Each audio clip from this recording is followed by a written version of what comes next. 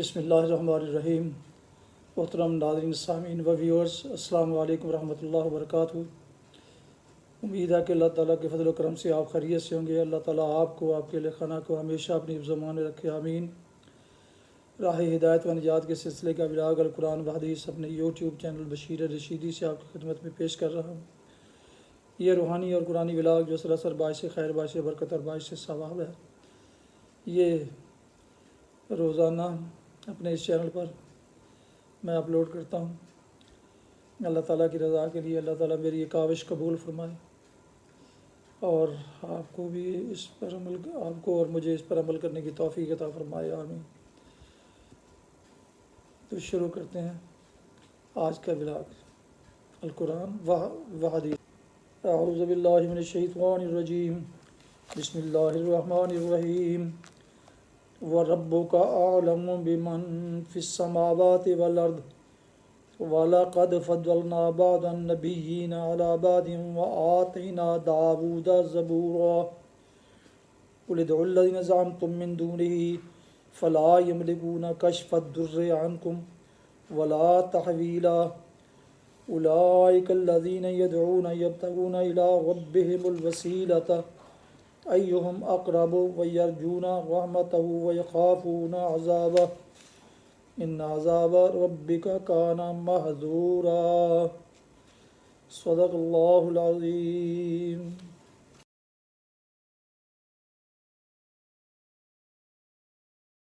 آپ نے سورہ بنی اسرائیل کی آیات مبارکہ 55 تا 57 کی تلاوت سماعت فرمائی۔ اس کا اردو ترجمہ پیش کرتا ہوں۔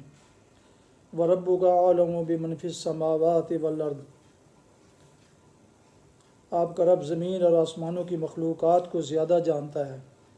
ہم نے بعض پیغمبروں کو بعض سے بڑھ کر مرتبے دیے اور ہم نے ہی داؤد کو زبور دی تھی۔ ان سے کہیے، پکار دیکھو ان معبودوں کو جن کو تم خدا کے سوا اپنا کارساز سمجھتے ہو۔ وہ کسی تکلیف کو تم سے نہ مٹا سکتے ہیں نہ بدل سکتے ہیں۔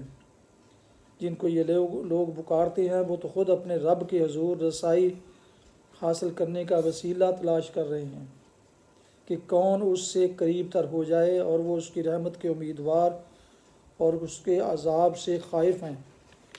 حقیقت یہ ہے کہ آپ کے رب کا عذاب ہے ہی ڈرنے کے لائق۔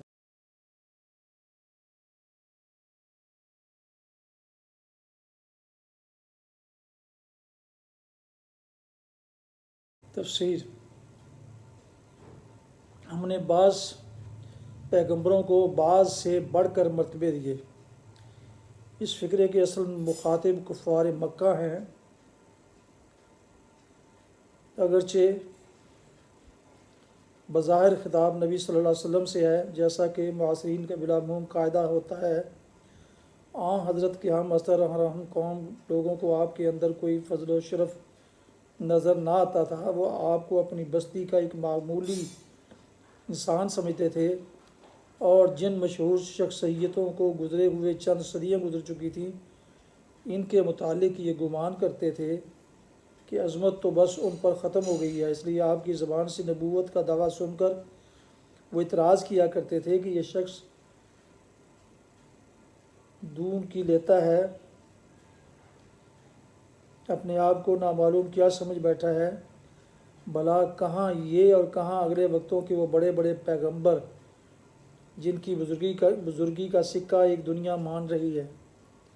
اس کا مختصر جواب اللہ تعالیٰ نے یہ دیا ہے کہ زمین اور آسمان کی ساری مخلوق ہماری نگاہ میں ہے۔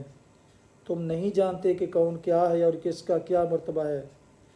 اپنے فضل کے ہم خود مالک ہیں، اور پہلے بھی ایک سے ایک بڑھ کر عالی مرتبہ نبی ہم پیدا کر چکے ہیں،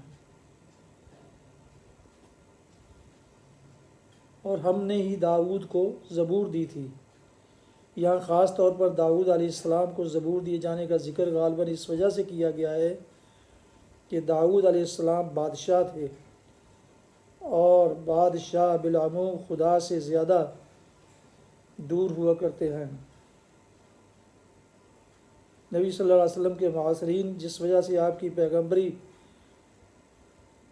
و خدا رسیدگی ماننے سے انکار کرتے تھے، وہ ان کے اپنے بیان کے مطابق یہ تھی کہ آپ عام انسانوں کی طرح بیوی بچے رکھتے تھے، کھاتے پیتے تھے، بازاروں میں چل پھر کر خرید و فروخت کرتے تھے، اور وہ سارے ہی کام کرتے تھے جو کوئی دنیا دار آدمی اپنی انسانی حاجات کے لیے کیا کرتا ہے۔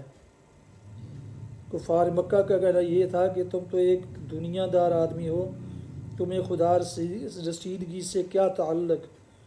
پہنچے ہوئے لوگ تو وہ ہوتے ہیں جنہیں اپنے تن بدن کا ہوش بھی نہیں ہوتا، بس ایک گوشے میں بیٹھے اللہ کی یاد میں غرق رہتے ہیں۔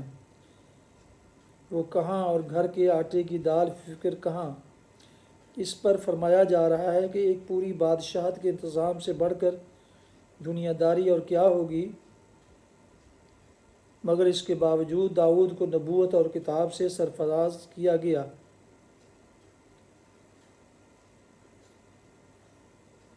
وہ کسی تکلیف کو تم سے نہ مٹا سکتے ہیں نہ بدل سکتے ہیں۔ اس سے صاف معلوم ہوتا ہے کہ غیر اللہ کو سجدہ کرنا ہی شرک نہیں ہے، بلکہ خدا کے سوا کسی دوسری ہستی سے دعا مانگنا یا اس کو مدد کے لیے پکارنا بھی شرک ہے۔ دعا اور استمداد و استعانت اپنی حقیقت کے اعتبار سے عبادت ہی ہیں، اور غیر اللہ سے مناجات کرنے والا ویسا ہی مجرم ہے جیسا ایک بت پرست مجرم ہے۔ نیز اس سے یہ بھی معلوم ہوا کہ اللہ کسی کے سوا کسی کو بھی کچھ اختیارات حاصل نہیں ہیں۔ نہ کوئی دوسرا کسی مصیبت کو ٹال سکتا ہے، نہ کسی بری حالت کو اچھی حالت سے بدل سکتا ہے۔ اس طرح کا اعتقاد خدا کے سوا جس ہستی کے بارے میں بھی رکھا جائے، بہرحال ایک مشرکانہ اعتقاد ہے۔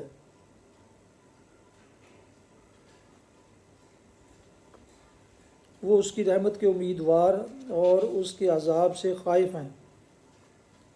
یہ الفاظ خود ہی گواہی دے رہے ہیں کہ مشرکین کے جن معبودوں اور فریاد رسوں کا یہاں ذکر کیا جا رہا ہے، ان سے مراد پتھر کے بت نہیں ہیں، بلکہ یا تو فرشتے ہیں یا گزرے ہوئے زمانے کے برگزیدہ انسان۔ مطلب صاف صاف یہ ہے کہ انبیاء ہوں یا اولیاء یا فرشتے، کسی کی بھی یہ طاقت نہیں ہے کہ تمہاری دعائیں سنیں اور تمہاری مدد کو پہنچے۔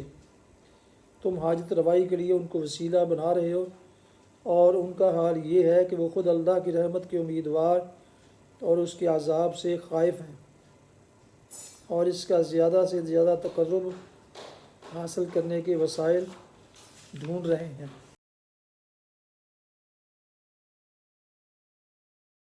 حدیث مبارکہ۔ حضرت زبیر بن عدی بیان کرتے ہیں کہ ہم حضرت انس بن مالک رضی اللہ عنہ کے پاس آئے اور ان سے ہم نے حجاج کے اس ظلم و ستم کی شکایت کی جس سے ہم دوچار تھے۔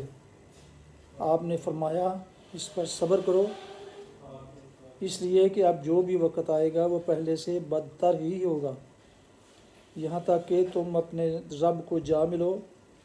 میں نے یہ بات تمہارے نبی صلی اللہ علیہ وسلم سے سنی ہے۔ صحیح بخاری کتاب الفتن نمبر 7068۔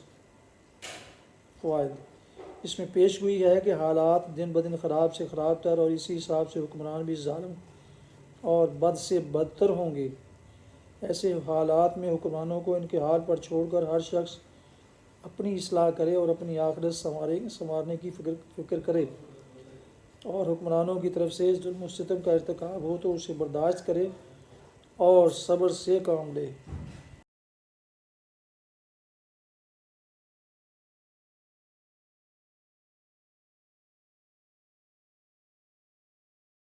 محترم ویورز، ناظرین و سامعین، ابھی آپ دیکھ رہے تھے اور سن رہے تھے راہ ہدایت و نجات کے سلسلے کا ولاگ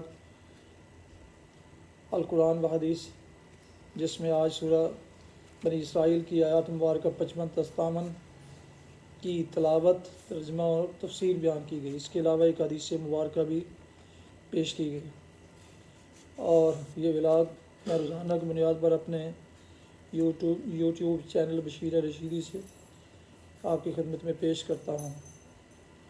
یہ روحانی اور قرآنی ہونے کے علاوہ باعث خیر، باعث برکت اور باعث ثواب بھی ہے، لہٰذا اگر آپ نے ابھی تک اسے چینل کو سبسکرائب نہیں کیا تو ضرور سبسکرائب کر کے دوستوں سے شیئر کے لائک کر کے بیل آئیکن کو پریس بھی کر دیجیے گا تاکہ آنے والے نوٹیفیکیشن آپ تک اور دوستوں تک باقاعدہ اور بر وقت پہنچتے رہیں۔ اللہ تعالیٰ آپ کا حامی ناصر و اللہ تعالیٰ آپ کو آپ کے اہل خانہ کو ہمیشہ اپنی زمان میں رکھے، آمین۔ اپنا بہت خیال رکھیے، اپنے دعاؤں میں پاک وطن، والدین و باء و اجداد، دوستوں اب آپ کے علاوہ اس ناچیز کو بھی ان میں شامل فرمائے تو انتہائی شکر گزار ہوں گا۔ اس دعا پر ختم کرتے ہیں آج کا ولاگ کہ آپ اور آپ کے اہل خانہ ہمیشہ خوش رہیں، آباد رہیں، شاد باد رہیں، آمین۔ السلام علیکم ورحمۃ اللہ وبرکاتہ۔ پاکستان زندہ باد۔ اللہ حافظ۔